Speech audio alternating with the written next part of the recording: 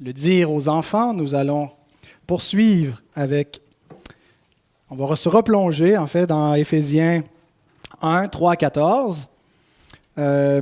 C'est une continuité avec la semaine dernière où la prédication était intitulée « Au nom du Père, du Fils et du Saint-Esprit », puisque dans cette longue phrase des versets 3 à 14, nous est présentée l'œuvre du Père, l'œuvre du Fils et l'œuvre du Saint-Esprit. On va les reprendre dans cet ordre-là, mais sous une autre thématique.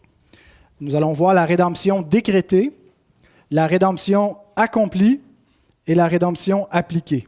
Alors, c'est l'œuvre du Père qui décrète, l'œuvre du Fils qui accomplit, l'œuvre de l'Esprit qui applique. Et avant de lire le texte, nous allons prier ce grand Dieu.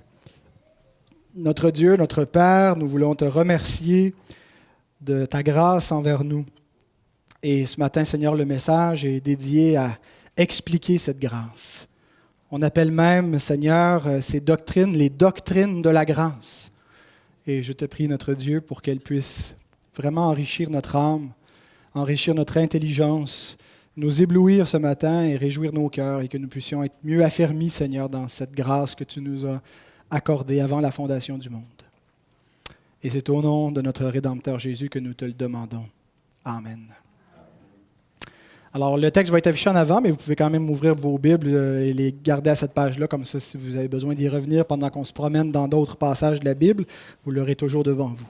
On va le lire par section. On va commencer les 3 premiers versets, Éphésiens 1, 3 à 6, les 4 premiers versets. « Béni soit Dieu, le Père de notre Seigneur Jésus-Christ, qui nous a bénis de toutes sortes de bénédictions spirituelles dans les lieux célestes en Christ.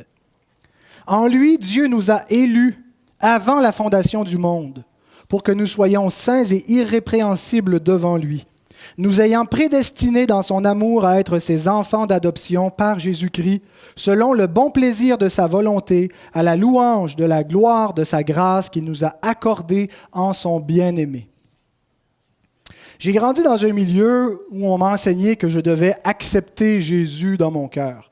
Quand je suis devenu réformé, j'ai réagi fortement vis-à-vis de cette expression-là, en disant que c'était vraiment pas biblique de dire qu'il faut accepter Jésus. Ça allait peut-être avec la fougue de la jeunesse et la passion des nouvelles idées. C'est pas complètement faux de dire qu'il faut recevoir Christ et donc qu'il faut, d'une certaine façon, l'accepter.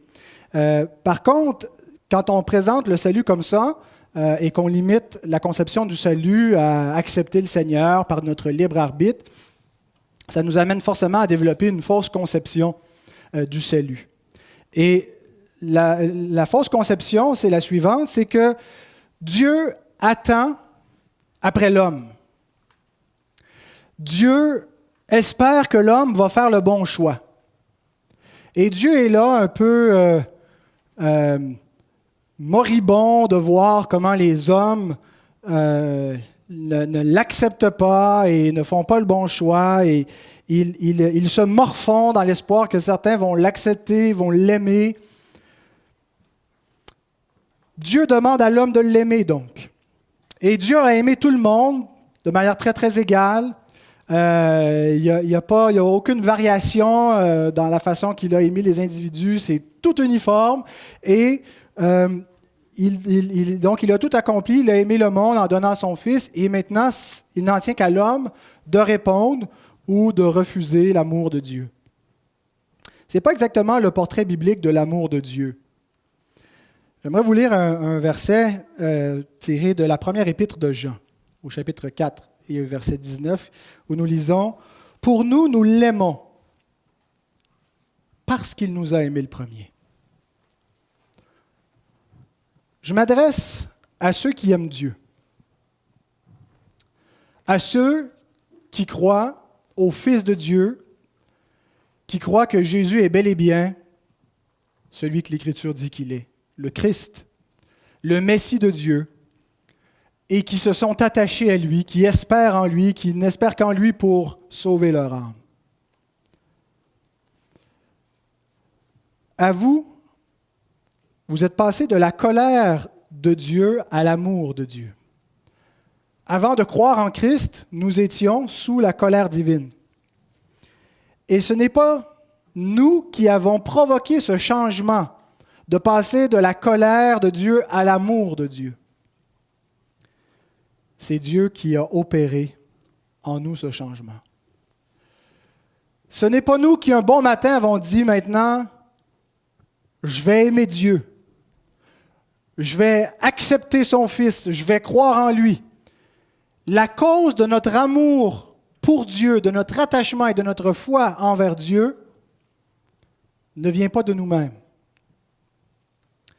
L'apôtre Jean nous dit que la raison pour laquelle nous aimons Dieu, la raison pour laquelle nous nous sommes convertis, que nous croyons au Fils de Dieu, c'est parce que Dieu nous a aimés avant qu'on l'aime. Ce n'est pas notre amour qui a provoqué l'amour de Dieu. Ce n'est pas notre amour qui a fait que nous sommes passés de la colère de Dieu à l'amour de Dieu, mais c'est l'amour de Dieu pour nous qui nous a fait passer de sa colère à son amour et qui a fait en sorte que nous aimons Dieu. Et cet amour de Dieu pour nous n'a pas commencé au moment où nous avons cru. Mais cet amour a commencé avant la fondation du monde. Avant que nous soyons nés. Avant que nous ayons fait quelque bien, quelque mal que ce soit, avant que nous ayons accepté ou rejeté l'Évangile.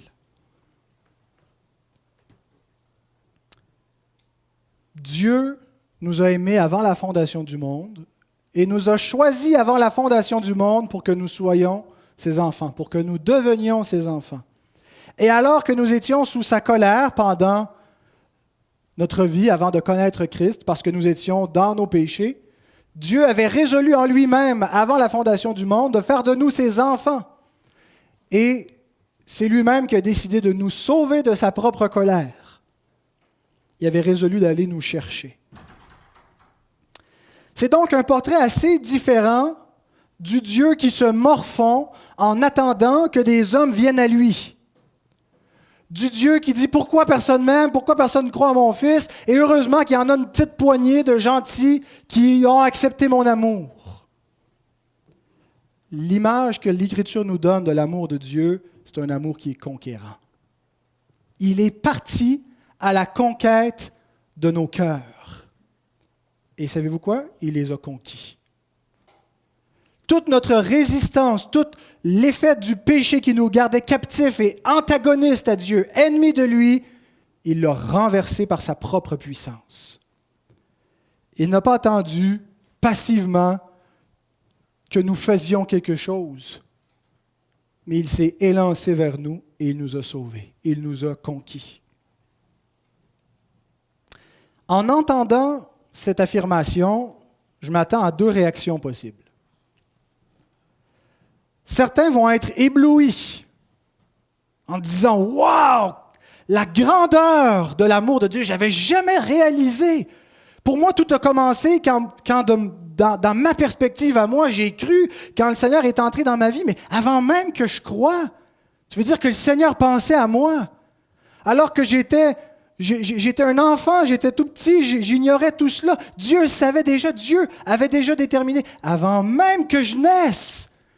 Et certains seront éblouis de réaliser le plan de Dieu et la grandeur de son amour et seront réconfortés de voir que tout ça ne vient pas du hasard, ne vient pas de leur propre volonté, mais vient de la volonté de Dieu et de réaliser que l'amour de Dieu, il est particulariste. C'est pas juste un amour flou et général pour tout le monde et qu'on faisait partie de la masse. C'est un amour spécifique pour des individus choisis d'avance et de réaliser que Dieu a pensé à moi. Vous savez, il n'y a pas si longtemps, on est allé manger au restaurant, Caroline et moi, au Saint-Hubert à Saint-Jérôme, et Yvon Deschamps était avec sa femme, une table pas loin. Et là, quand on voit une vedette, on a envie d'aller le voir et lui demander un autographe. Et moi, je me suis dit, je vais faire l'inverse, je vais aller le voir, je vais lui offrir un autographe de ma part. Et Caroline dit, mais pourquoi tu lui donnerais un autographe? Il ne sera pas intéressé à voir ton autographe, c'est lui la vedette. Bien, justement, mon plaisir, ce n'est pas que moi je le connaisse, mais c'est que lui me connaisse, que lui sache qui je suis. On désire que tout le monde connaisse Céline Dion, mais tout le monde n'est pas connu de Céline Dion. Et donc, ceux qui l'admirent aimeraient être connus et aimés d'elle. Et donc, c'est la même chose vis-à-vis de l'amour de Dieu. Ce n'est pas simplement un amour comme ça, général et flou, mais c'est d'être connu de Dieu, qu'il sache qui nous sommes, qu'il a pensé à nous spécifiquement et qui nous a aimés individuellement et qui nous a choisis d'entre tous les hommes. Et il n'a pas aimé tous les hommes de cette façon-là. Donc, certains vont être éblouis et épatés en entendant cela, mais je m'attends à une deuxième réaction qui est exactement le contraire. D'autres vont être troublés. En faisant l'équation suivante, si nous sommes sauvés parce que Dieu nous a élus, parce que Dieu m'a choisi, ça veut dire que ceux qui sont perdus le sont parce qu'ils n'ont pas été élus, parce que Dieu ne les a pas choisis. Et donc, ils vont faire de la non-élection de certains la cause de leur perdition. Et c'est un faux raisonnement.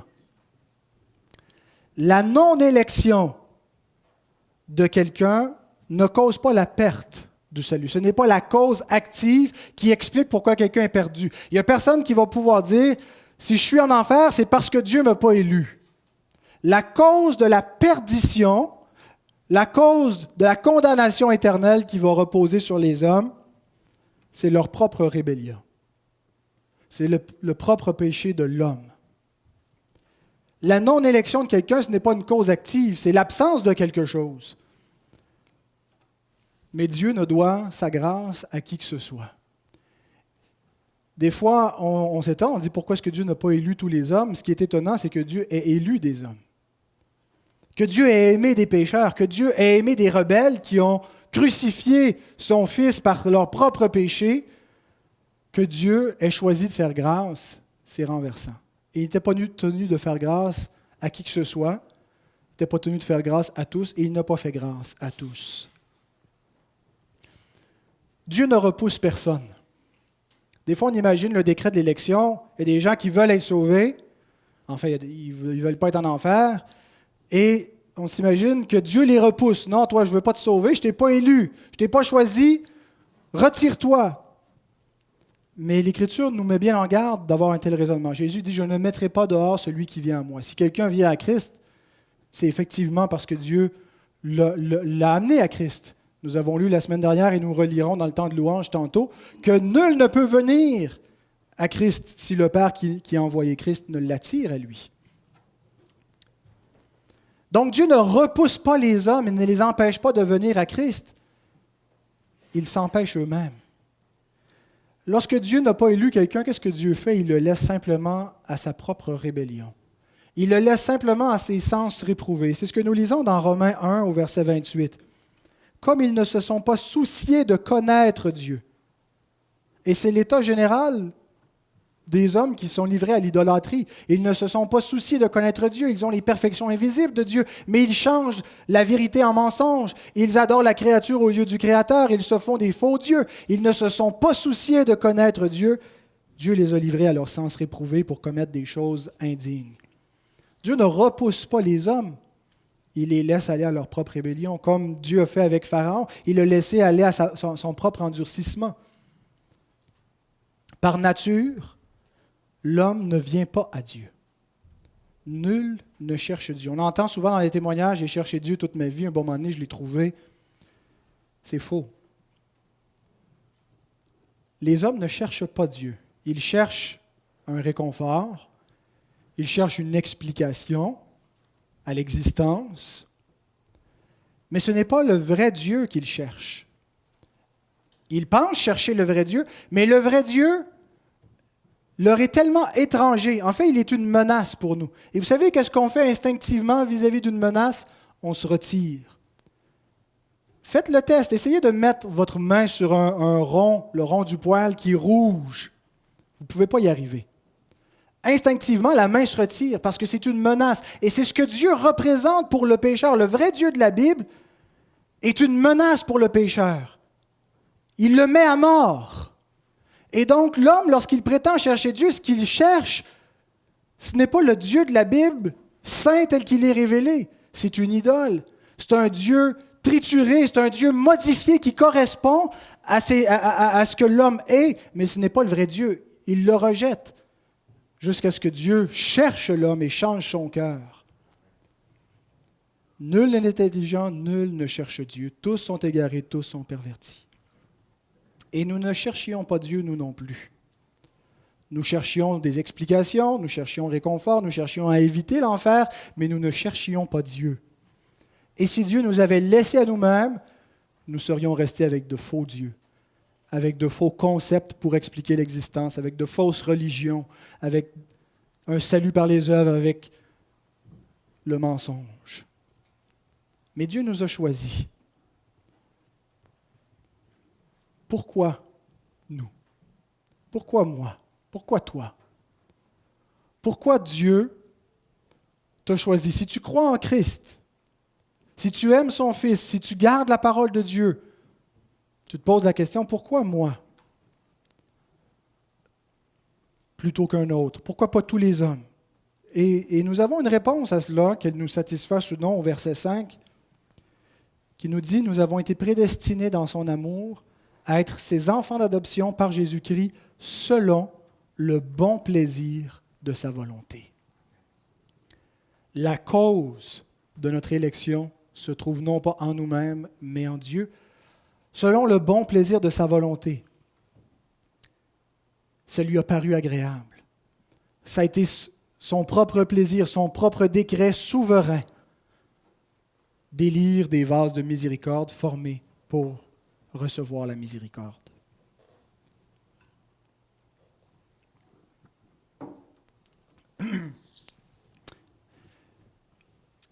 Nous n'avons que deux options en réalité.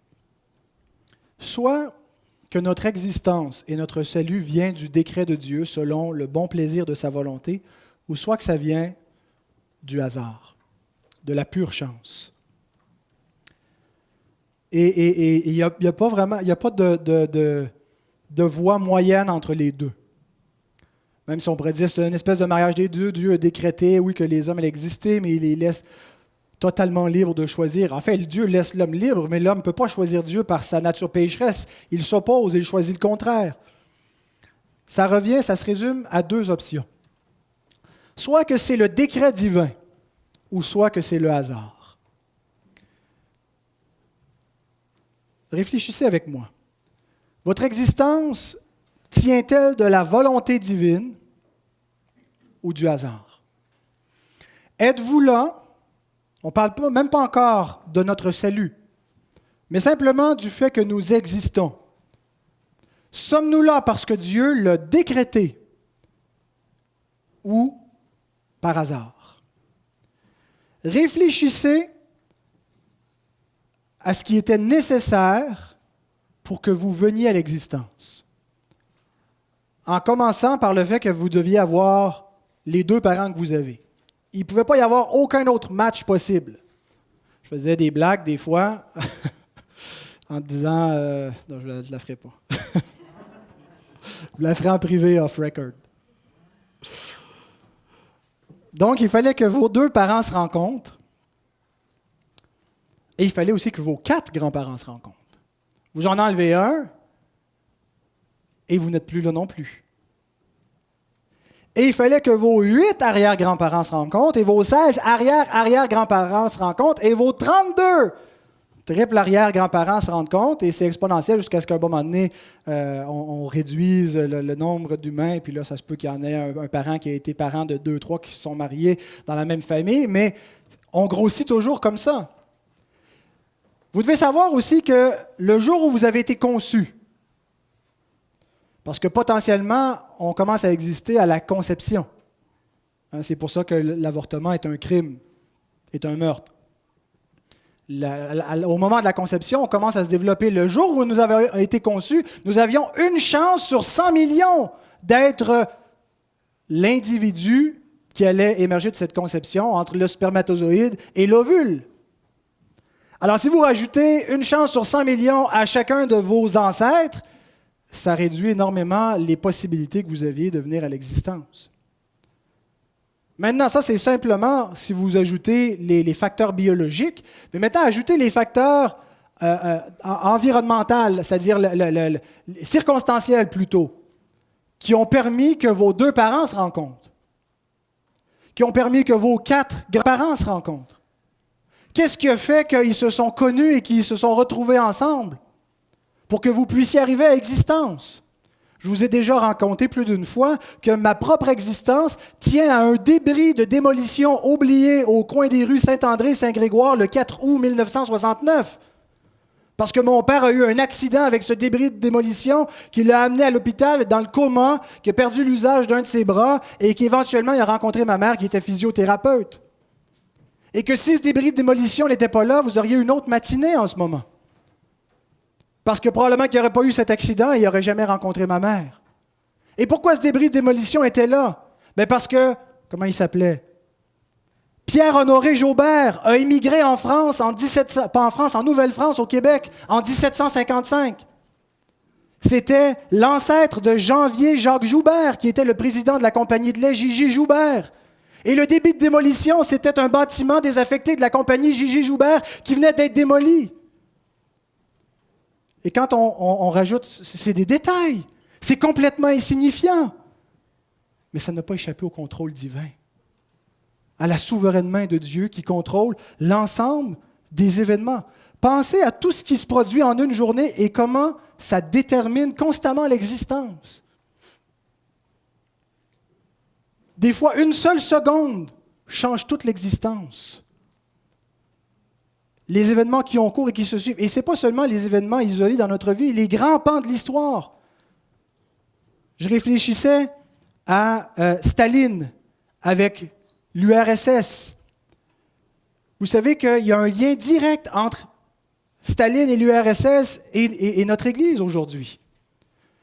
La famille Dick, qui était une famille ukrainienne dans les années 20, qui a fui la persécution de l'Union soviétique et qui a immigré au Canada. Ernest Dick, qui a été le premier missionnaire à venir s'établir à Saint-Jérôme pour implanter une église protestante. Et notre église vient de cette assemblée-là. Dans des circonstances tragiques, il y a eu une division, mais néanmoins, Dieu contrôle les circonstances de toute l'histoire. Pensez à tous ces événements. Pensez à tout ce qu'il a fallu que Dieu garde en contrôle s'il a voulu que votre existence arrive. Maintenant, vous avez 2 choix. Soit que nous sommes totalement là par hasard, le fruit d'une existence totalement aléatoire, une existence accidentelle et qui nous amène à une existence qui n'a pas vraiment de but. Si nous sommes là par accident, il n'y a pas vraiment de raison pourquoi nous sommes là. Et s'il n'y a pas de raison, il n'y a pas de but à l'existence. Ou soit que vous existez suivant la résolution de celui qui opère toutes choses d'après le conseil de sa volonté. Éphésiens 1:11. C'est frappant ce qu'on lit dans ce verset. Celui qui opère toutes choses, on a un présent actif ici. Dieu opère toutes choses, tout ce qui arrive selon le décret divin, selon le conseil de sa volonté. Même le mal. Et Dieu n'est pas l'auteur du péché, Dieu n'est pas responsable du péché, mais ça fait partie de son décret, de son plan. Vous savez, David, qui écrit une grande partie des psaumes, ne trouvait pas troublant la doctrine des décrets et de la prédestination, mais il trouvait ça rassurant. On lit dans le psaume 139, 16 à 18. « Quand je n'étais qu'une masse informe, tes yeux me voyaient. Et sur ton livre étaient tous inscrits les jours qui m'étaient destinés, avant qu'aucun d'eux existât. Que tes pensées, ô Dieu, me semblent impénétrables, que le nombre en est grand. Si je les compte, elles sont plus nombreuses que les grains de sable. Je m'éveille et je suis encore avec toi. » Croire au Dieu de la Bible, c'est croire en un Dieu qui est totalement souverain. Un Dieu qui a décrété toutes choses, qui est totalement souverain sur l'existence, qui n'est jamais surpris, jamais frustré. Même quand l'homme se révolte volontairement contre lui, Dieu le fait concourir à son plan. Et on a des exemples flagrants dans la Bible. L'exemple de Joseph. Livré par ses frères. Est-ce que ses frères sont coupables? Absolument. Est-ce que ses frères le font volontairement, librement? Absolument. Est-ce que c'est le décret de Dieu? Certainement. Ce n'est pas vous qui m'avez envoyé en Égypte, c'est Dieu. Dieu a fait concourir cela à votre bien pour votre propre rédemption. Qu'est-ce qu'on voyait dans cela? On voyait une image de la rédemption. Dieu qui envoie son Fils, qui va être livré à mort par des hommes, et ils le font de manière coupable et responsable, livré par Judas, trahi par ses intimes, mis à mort par les chefs de la nation. Et ils sont responsables de cela. Mais Dieu l'utilise pour apporter le plus grand bien, pour châtier son propre Fils sous la colère que méritent nos péchés. Il y a seulement la main souveraine de Dieu qui est capable de faire cela, de décréter une chose et qu'elle arrive non pas, et l'homme ne devient pas une marionnette subitement. Vous lirez le paragraphe sur les décrets dans notre confession de foi qui explique comment Dieu peut décréter une chose et qu'on n'est pas dans un fatalisme, un déterminisme qui enlèverait à l'homme sa responsabilité. Le décret divin devient la base pour l'histoire, l'existence, la liberté, la contingence, la responsabilité de l'homme. Et il y a quelque chose de mystérieux, comment ça peut tenir ensemble, comment est-ce que Dieu a pu décréter que Judas allait livrer le Christ, c'était écrit, et que Dieu va quand même tenir Judas responsable de ce qu'il a fait parce qu'il le fait sciemment de sa propre volonté.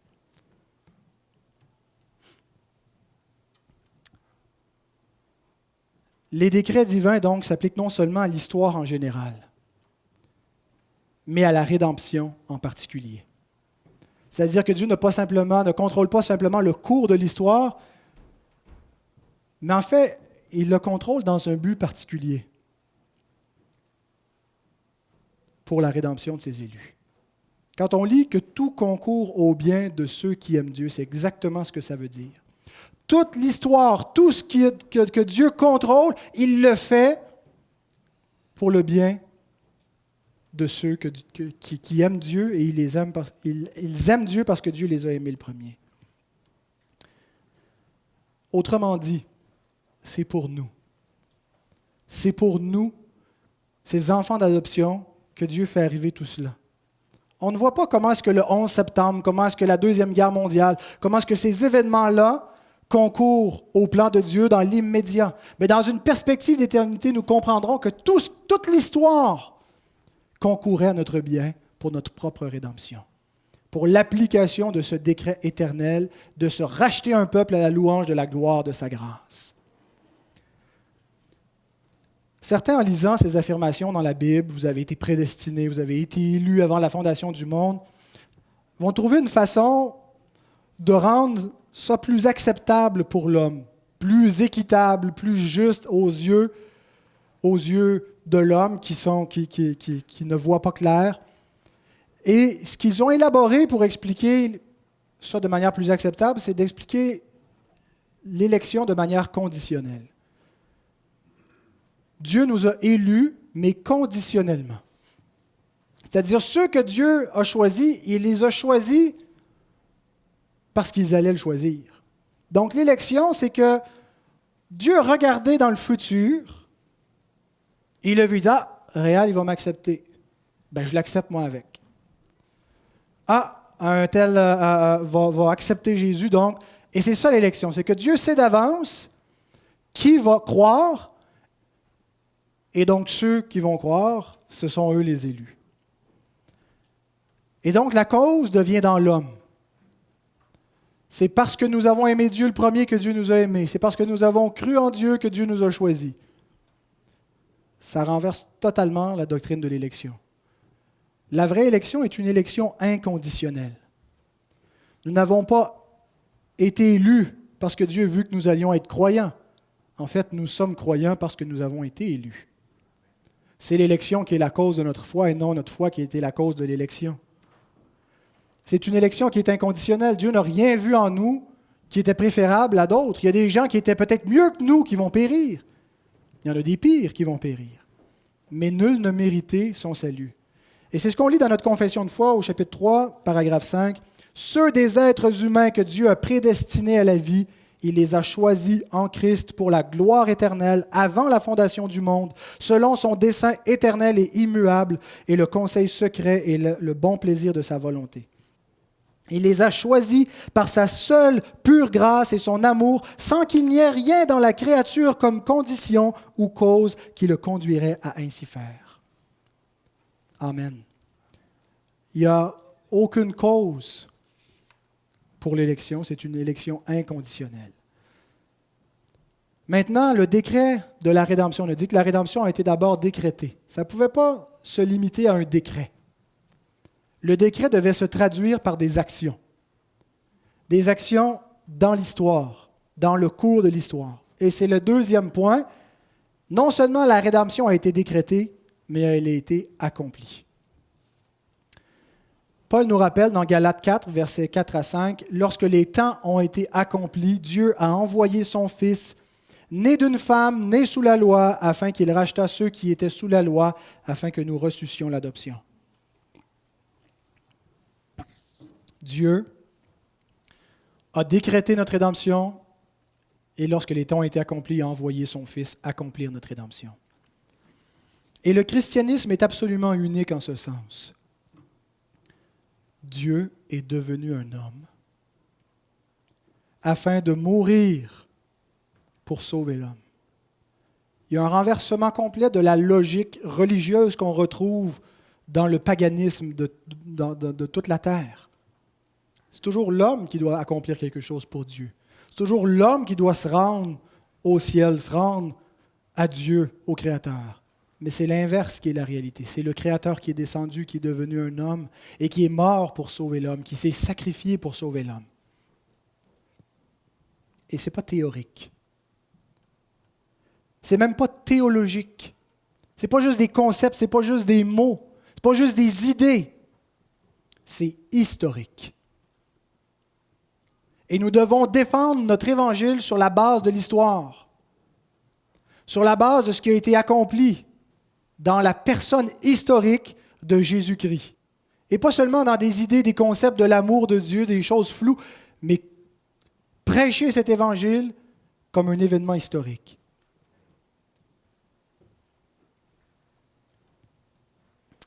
Et cette rédemption accomplie, Éphésiens 1, les versets 7 à 12 nous le décrivent, mais on va se concentrer seulement sur le verset 7. En lui, nous avons la rédemption par son sang, la rémission des péchés selon la richesse de sa grâce. Voici comment on m'avait enseigné la rédemption. Jésus est venu mourir pour tous les péchés de tous les hommes. Et ça a toujours été censé dans mon intelligence. Jésus est venu mourir et il est mort pour tous les hommes, pour tous leurs péchés. Il y a une question cependant qu'on doit poser. Pourquoi est-ce que tous les hommes ne sont pas sauvés? La réponse qu'on donne généralement, c'est parce que ce n'est pas tous les hommes qui l'acceptent. Donc, ça n'a pas d'efficacité pour eux. Jésus est mort pour eux, il a payé pour leurs péchés, mais parce qu'ils n'acceptent pas Jésus, ça ne vaut rien. Et cette façon de voir la rédemption que le Fils a accomplie nous oblige à dire que Jésus n'a pas racheté l'homme, mais il l'a rendu rachetable. Et il y a toute la différence au monde entre ces deux conceptions de la rédemption. Entre avoir efficacement racheté l'homme ou l'avoir rendu rachetable. Est-ce que Jésus a juste potentiellement accompli la rédemption de tous les hommes ou est-ce qu'il a accompli effectivement la rédemption? De combien d'hommes? C'est de ce dont il va être question. Ma compréhension aujourd'hui,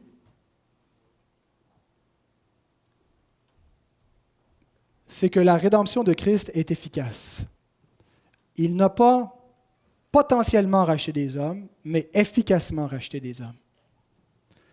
Le sang de Christ assure la rémission des péchés et la grâce. Il ne fait pas simplement le rendre possible. Il a effectivement ôté des péchés. Mais dès qu'on accepte cette conception efficace de la rédemption, la seule conclusion à laquelle on peut aboutir, c'est de dire si tous les hommes ne sont pas sauvés, c'est parce que le sang de Christ n'a pas été versé pour tous les hommes.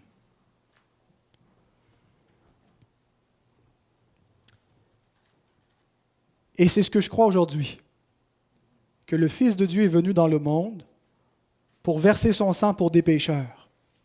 Mais quels pécheurs? Ceux que le Père lui a donnés avant la fondation du monde. Il est venu pour racheter les élus. Il y a une correspondance entre le décret du Père et l'accomplissement du Fils. Christ n'est pas venu mourir pour ceux que le Père ne lui a pas donnés. Il n'est pas venu mourir pour des non-élus. Il est venu mourir spécifiquement pour ceux que le Père lui a donnés avant la fondation du monde. Et j'ai été frappé donc, cette unité intertrinitaire, on la voit en particulier dans l'Évangile de Jean au chapitre 10.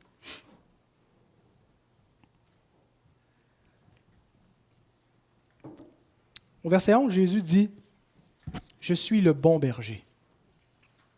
Le bon berger donne sa vie pour qui? Pour ses brebis. Un peu plus loin, il argumente avec les pharisiens. Il dit ceci, versets 27 à 30. « Mes brebis entendent ma voix, je les connais et elles me suivent.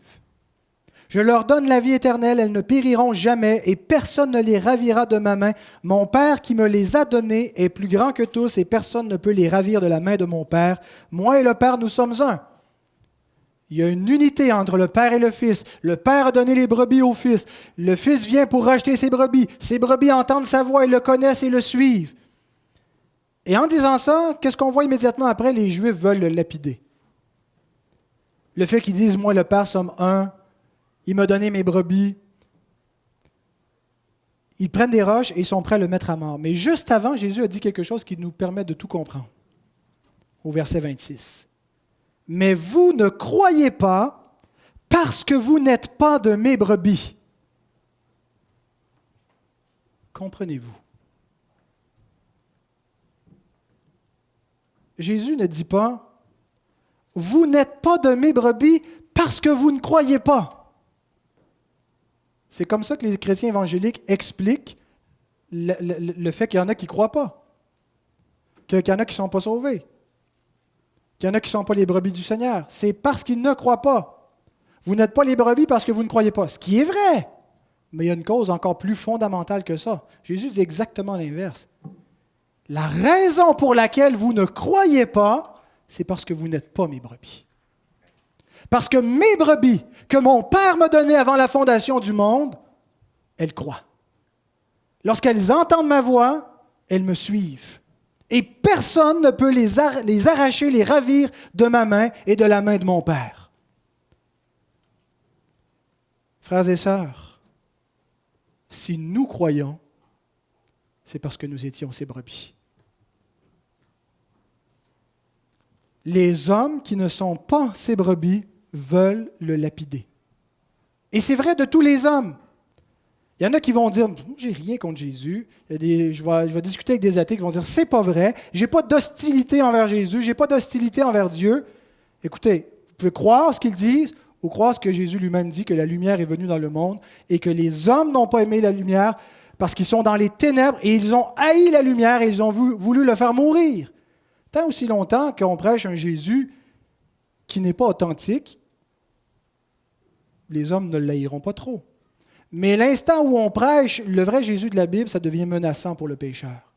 Lorsqu'on prêche le Jésus qui est divin, le Jésus qui est saint, le Jésus qui rend la voie jusqu'à Dieu exclusive, qui forcément condamne tous les hommes qui ne croient pas en lui. C'est exclusif. Dès qu'on commence à dire « Vous avez tort, vous êtes perdus, vous êtes en enfer si vous n'êtes pas avec le Fils », ils vont l'haïr. Et c'est toujours ce qui arrive. Pourquoi est-ce que ces brebis ne sont pas hostiles? Parce qu'il est mort pour elles. Pourquoi nous qui sommes comme les autres, nous étions de leur nombre, nous étions des pécheurs comme les autres, pourquoi est-ce que nous, ça ne fait pas cet effet-là? Parce que le sang a été efficacement versé pour vaincre la puissance du péché qui est en nous, pour faire en sorte que nous soyons convertis au berger et non pas hostiles à lui. Or, l'Écriture nous présente la rédemption comme étant limitée aux élus, aux croyants. Jésus est venu mourir pour ses amis. Il n'y a pas de plus grand amour que de donner sa vie pour ses amis. Il est venu mourir pour son Église. Il est venu mourir pour son peuple, pour ceux que son Père lui a donnés.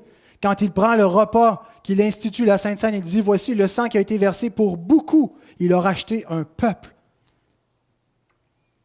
Mais il n'a pas racheté tous les hommes. Lorsque la Bible nous parle de la portée universelle de l'expiation, il est venu afin que quiconque croit ne périsse point, mais qu'il ait la vie éternelle. Il est une victime expiatoire non seulement pour nos péchés, mais pour ceux du monde entier. C'est pour nous montrer que la portée de l'Évangile n'était pas limitée à la nation juive qui attendait ce salut, mais incluait toutes les nations. Et la mission apostolique nous rappelle cela dans Actes 13, 47-48. « Car ainsi nous l'a ordonné le Seigneur », c'est l'apôtre Paul qui parle. « Je t'ai établi pour être la lumière des nations, pour porter le salut jusqu'aux extrémités de la terre. » Les païens se réjouissaient en entendant cela, ils glorifiaient la parole du Seigneur et tous ceux qui étaient destinés à la vie éternelle crurent. L'appel est universel, tous les hommes sont appelés. Et l'Évangile ne concernait pas simplement la nation juive. Mais qui va répondre? Pourquoi crurent-ils? Pourquoi ceux parmi les païens, à Lystre, à Athènes, à Corinthe?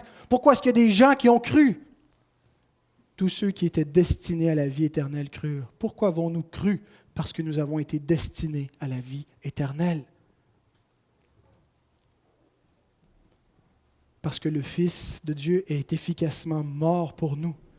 Et c'est ce qui a vaincu la puissance du péché en nous qui nous empêchait de nous tourner vers Dieu. Le théologien John Owen nous a aidé à comprendre ce raisonnement par les affirmations suivantes. D'ailleurs, Liliane a ajouté à la bibliothèque « La mort de la mort dans la mort de Christ », un petit livre en français écrit par John Owen, publié chez Sembeck. Donc, John Owen, c'est un théologien du 17e siècle. Ce n'est pas un gros livre, et il présente donc la mort de la mort dans la mort du Christ. Un traité de théologie. Et dans ce livre-là, il nous présente la logique suivante. 4 énoncés d'abord. Pour être sauvé, Christ doit être mort pour tous nos péchés. Si Jésus n'est pas mort pour tous nos péchés, il nous reste quelque part 1 péché, 2 péchés, 100 péchés pour lesquels on est condamné, on est perdu. Donc, pour être sauvé, il faut que tous nos péchés soient ôtés. Deuxièmement, si Christ est mort pour tous les péchés de tous les hommes, tous sont sauvés. Si Jésus est mort pour tous les péchés de tous les hommes, pourquoi est-ce qu'il y a des hommes qui vont aller en enfer? Parce qu'il y en a qui ne croient pas. Est-ce que l'incrédulité, le fait de ne pas croire, le fait de persévérer dans son péché, de rejeter l'Évangile, est un péché? Oui. Est-ce que Jésus est mort pour tous les péchés? Oui. Incluant l'incrédulité? Oui. Est-ce que nous avons été incrédules avant de croire? Oui. Est-ce que Jésus a expié notre incrédulité? Si Jésus est mort pour tous les péchés de tous les hommes, incluant leur incrédulité, pourquoi est-ce que Dieu les condamne pour leur incrédulité? Si Christ est mort pour tous les hommes, troisième affirmation, il ne peut pas être mort pour tous les péchés. Si Jésus est mort pour tous les hommes,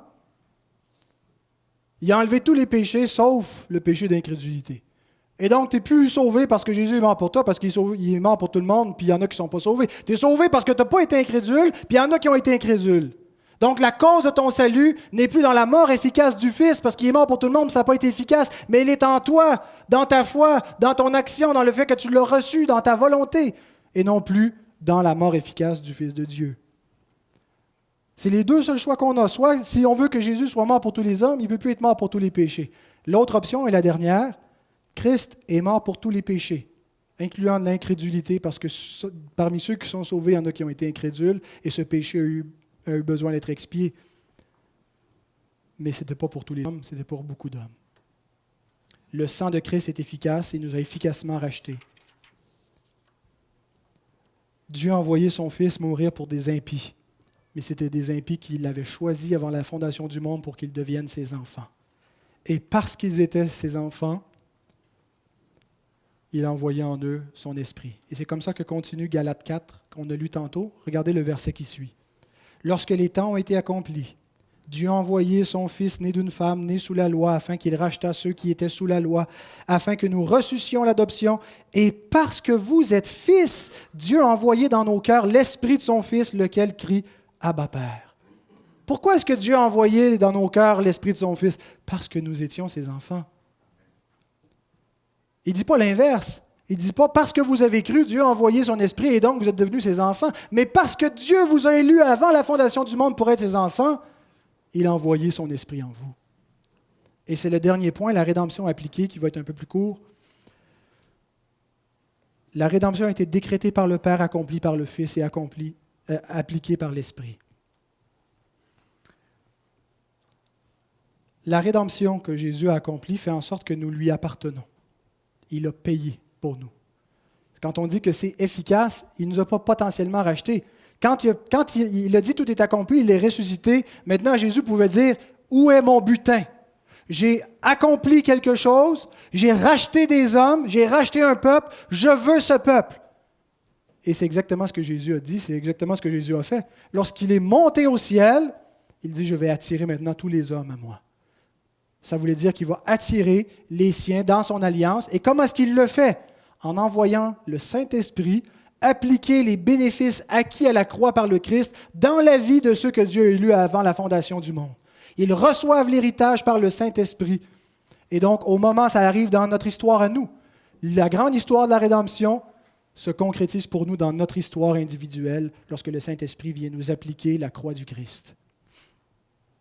Et c'est ce qu'on lit au verset 13 et 14 d'Éphésiens 1. « En lui, vous aussi, après avoir entendu la parole de vérité, l'évangile de votre salut, en lui vous avez cru et vous avez été scellés du Saint-Esprit qui avait été promis, lequel est un gage de notre héritage pour la rédemption de ceux que Dieu s'est acquis à la louange de sa gloire. » Ceux que Dieu s'est acquis, il les a scellés par son Saint-Esprit. Il est venu mettre un sceau, une marque en eux, et dire « Je les garde dans ce monde jusqu'à la rédemption de leur corps à la résurrection. »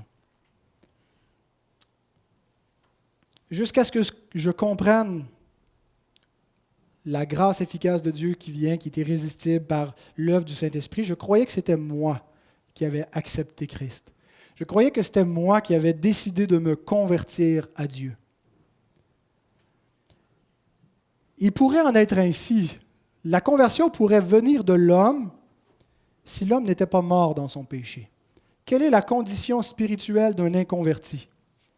Est-ce qu'il est malade spirituellement ou est-ce qu'il est mort spirituellement? Est-ce qu'un mort spirituel peut entendre la voix de Dieu? Est-ce qu'un mort spirituel peut se convertir à Dieu? Est-ce qu'un mort peut décider d'aimer Dieu? Nous lisons ceci, Éphésiens 2:1. C'est dans la même épître, le chapitre suivant. « Vous étiez morts par vos offenses et par vos péchés. » Qu'est-ce que ça signifie? Ça signifie d'une part qu'on est condamné à être sous la mort, sous la condamnation, mais ça signifie également notre condition spirituelle avant d'être régénéré.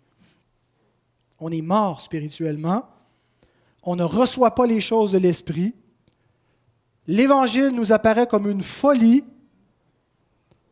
on ne peut rien comprendre de cela jusqu'à ce que le Saint-Esprit, par la prédication de l'Évangile, régénère notre esprit, nous fasse passer de la mort à la vie, nous donne une résurrection qui est la première résurrection, une résurrection spirituelle, et que nous commencions à croire en Christ, et que nous nous repentions de nos péchés, et que nous marchions toute notre vie gardés par l'Esprit qui nous a scellés comme le peuple saint de Dieu. Vous savez qu'est-ce qui arrive si on ne croit pas que l'homme est mort dans son péché? Les églises qui ne croient pas que les hommes sont morts dans leur péché tombent dans beaucoup d'erreurs. Ils cherchent à attirer les hommes. Si l'homme n'est pas mort dans son péché, on peut vendre la bonne nouvelle comme on vend un produit. Pensez-y. Pensez qu'est-ce qu'on pourrait faire pour attirer des gens ici. L'Évangile, si tu prêches trop la parole, ça les écœure, ça les achale, ils ne veulent pas l'entendre. Donc, il faudrait prêcher moins longtemps, premièrement, puis il ne faudrait peut-être pas tout dire ce que la Bible dit. Puis ça serait bon peut-être, au lieu d'avoir de l'exposition de la parole, ça, les chrétiens aiment ça, mais les non-chrétiens aimeraient mieux des choses plus dynamiques. Faites donc des pièces de théâtre, mettez donc de la bonne musique. On a de l'excellente musique. Madame Payette, vous êtes un don précieux pour nous. Mais mettez de la musique dynamique. Mettez une batterie, mettez de la guitare, quelque chose. Les gens vont aimer ça, ils vont venir. Vos chaises ne sont pas confortables. Mettez donc des fauteuils. Et je pense que si on donnait de l'argent aux gens, 5 $ pour commencer, tout le monde voulait venir, on va attirer les pauvres. 5 piastres, venez ici, on va attirer du monde et l'Église va croître. Si on ne croit pas que l'homme est mort dans son péché, on peut tomber dans ce marketing-là. Si on croit que l'homme est mort dans son péché, on croit que la seule chose qui est efficace, c'est la prédication de l'Évangile. Ils ne veulent pas l'entendre, tant pis, ils en ont besoin. Et on ne veut pas de fausse conversion, on ne veut pas juste pacter l'Église. Ce qu'on veut, c'est que Dieu puisse parler avec puissance par la bouche de son Église pour sauver ses élus. C'est ce que Paul disait. Je supporte tout. Pourquoi? À cause des élus. Pour qu'eux aussi aient part à la rédemption. Je supporte les persécutions, la souffrance, et je ne vais pas travestir le message de l'Évangile. Je suis prêt à accepter tous les effets de ce message, qui va être une odeur de vie pour certains. Alléluia. Lorsque quelqu'un vient à Christ. On n'a pas abordé une seule personne cette semaine, j'ai eu l'impression, pour qui, quand on est sortis, Mario et moi, avec l'Évangile dans les rues, pour qui l'Évangile a été une odeur de vie. Peut-être que ça se transformera plus tard, Dieu le sait, et c'est ce qu'on espère, et on prie pour cela. Mais il faut accepter aussi que l'Évangile est pour certains une odeur de mort. Et Paul dit qui est suffisant sur ces choses, mais ne falsifions point la parole de Dieu comme font certains, pour que l'Évangile ne soit pas une odeur de mort. Ne falsifions point la parole de Dieu, mais soyons sincères, c'est-à-dire vrais en disant toute la vérité, en appelant les pécheurs à la repentance, en prêchant l'amour de Dieu tel qu'il est véritablement. Il s'est manifesté à la croix seulement.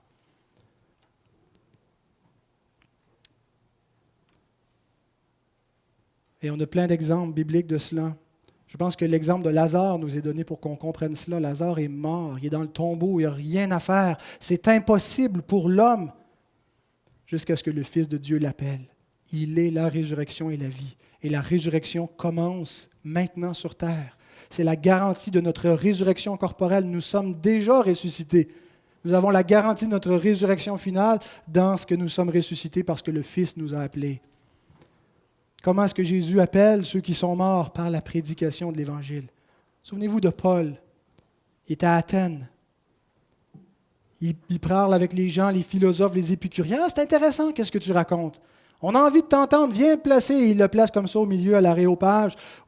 Et ces gens-là faisaient juste discourir toute la journée, écoutaient des nouvelles. Alors, on veut entendre, c'est quelque chose de nouveau, ou tu nous parles de choses qu'on n'a jamais entendues. Et il commence à leur expliquer la création, le problème de l'homme qui est perdu, et Dieu qui a envoyé son Fils. Et il leur prêche l'évangile de la résurrection, sachant l'effet que ça va produire. Et l'effet qu'on voit, acte 17, 32 à 34, lorsqu'ils entendirent parler de résurrection des morts, les uns se moquèrent. Et les autres dirent, nous t'entendrons là-dessus une autre fois. Ainsi Paul se retira du milieu d'eux. Quelques-uns, néanmoins, s'attachèrent à lui et crurent. Un reste, élu selon la grâce de Dieu. Pourquoi est-ce qu'ils se sont attachés à lui et qu'ils ont cru? Pour la même raison qu'on voit Lydie au chapitre précédent, au chapitre 16, verset 14, le Seigneur lui ouvrit le cœur pour qu'elle fût attentive à ce que disait Paul. Qu'est-ce qui a fait qu'un bon moment donné? Souvenez-vous quand vous avez cru. Certains ont été exposés dès l'enfance, comme Timothée dans la Bible, Timothée ici aussi, à la parole de l'Évangile, et ont cru par une œuvre progressive de l'Esprit. D'autres, c'est arrivé comme ça subitement dans leur vie. Ont été invités dans une campagne d'évangélisation, et leur cœur s'est ouvert. Qu'est-ce qui s'est passé? L'Esprit, par une grâce irrésistible, est venu appliquer ce que Christ a accompli pour cette personne à la croix, pour vous à la croix. Et il vous a ouvert le cœur et l'intelligence pour que vous compreniez, que vous entendiez la voix du bon berger et que vous demeuriez attachés à lui toute votre vie. Certains l'ont entendu à la radio, certains l'ont entendu par leurs amis, mais le Seigneur ne manque aucune de ses brebis. Tous ceux que le Père m'a donnés, je vais les chercher, je vais les garder et les ressusciter au dernier jour.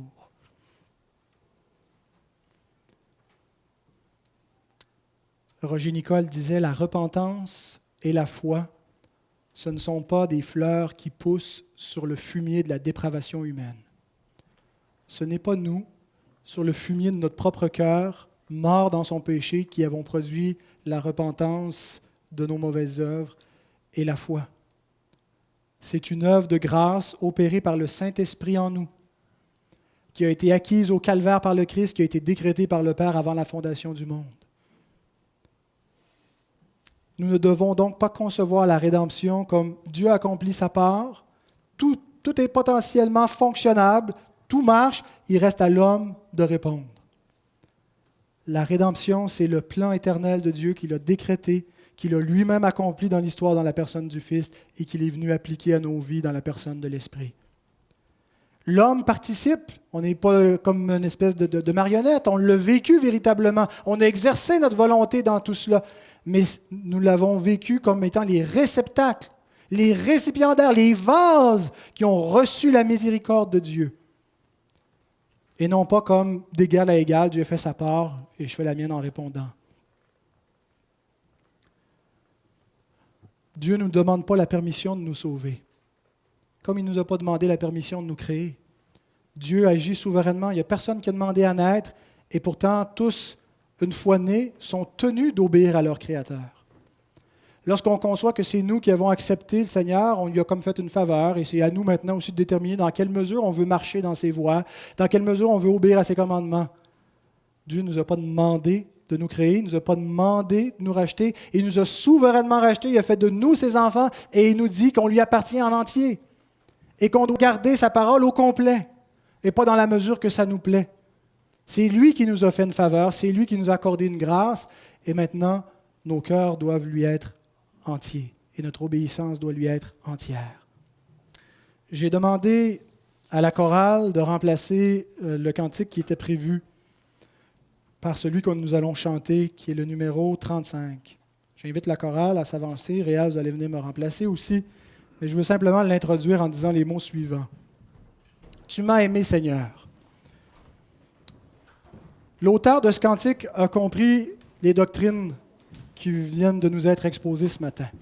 La première strophe nous parle de notre élection. Tu m'as aimé avant que la lumière brillât sur l'univers que ta voix formait.